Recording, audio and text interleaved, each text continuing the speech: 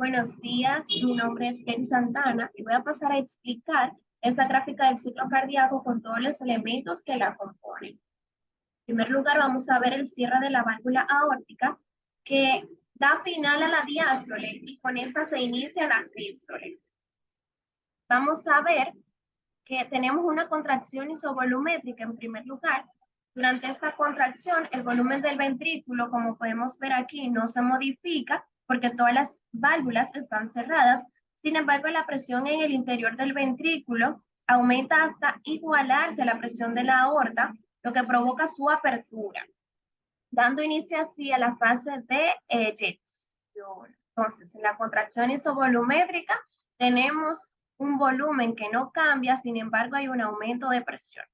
En la fase de eyección, durante esta fase la presión sistólica aumenta incluso más debido a una contracción aún más intensa del ventrículo, alcanzando los 120 milímetros de mercurio.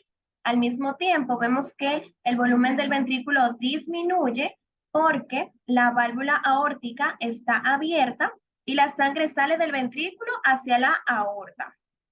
Esto crea un aumento de presión que entonces me va a cerrar la válvula aórtica y al cerrarse se inicia la relajación isovolumétrica.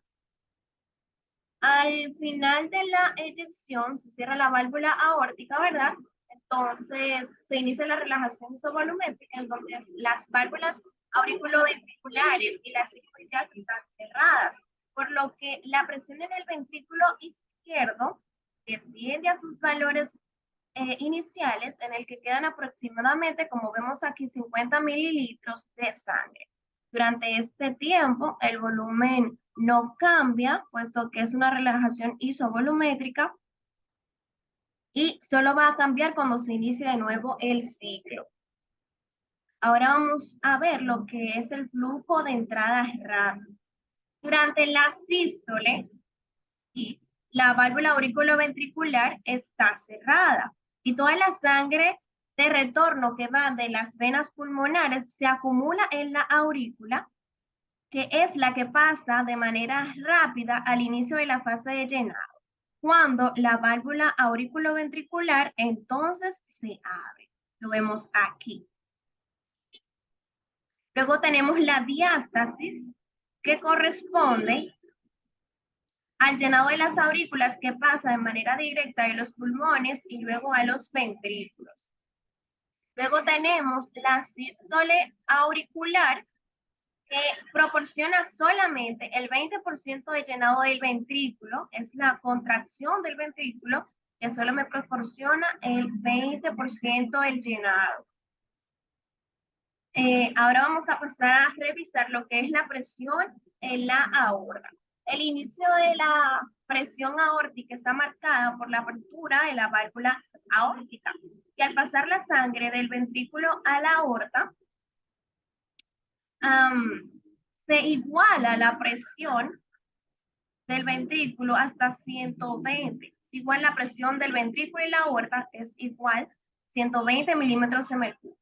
Luego se cierra la válvula aórtica y termina la fase de eyección. Se inicia la diástole y la presión de la aorta desciende a los 80 milímetros de mercurio. Pero en el momento que se cierra la válvula aórtica, hay una regurgitación de sangre que crea la incisura aórtica, que es un ligero aumento, como podemos ver aquí, un ligero aumento, y luego disminuye a su presión de 80 milímetros de mercurio. Ahora vamos a hablar de las ondas de la presión auricular. Tenemos tres ondas. La onda A corresponde a la contracción auricular que se da en la sístole auricular, que me va a proporcionar ese 20% de llenado ventricular. Luego tenemos la onda C, que la sístole auricular inicia con una contracción enérgica del ventrículo, lo que hace que las válvulas protruyan hacia la aurícula, generando este aumento de volumen, este aumento de presión. Luego tenemos la onda V, que corresponde al llenado auricular. Ese momento donde se está dando la contracción ventricular, pero al mismo tiempo Las válvulas pulmonares me están llenando la aurícula. Corresponde al llenado auricular. Luego vamos a tener el volumen ventricular. Como había dicho, durante la sístole se cierra la válvula auriculoventricular, se inicia la fase de contracción y se abre la válvula aórtica, iniciando el periodo de eyección. Al final de la sístole queda el volumen telediastólico, que es de 50 mililitros al final de la contracción, y se inicia la relajación isovolumétrica, donde no hay una variación de volumen. Y eso se mantiene hasta que de nuevo se abre la válvula auriculoventricular.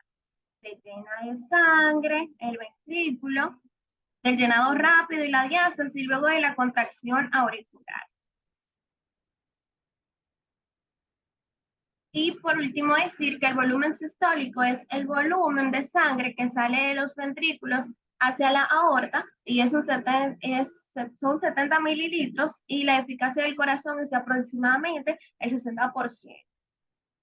Algo que decir del electrocardiograma es que la onda P corresponde a la contracción auricular, como podemos ver. Y el complejo QRS entonces nos va a corresponder con lo que es la contracción ventricular. Y hasta aquí mi explicación acerca de este gráfico. Muchas gracias.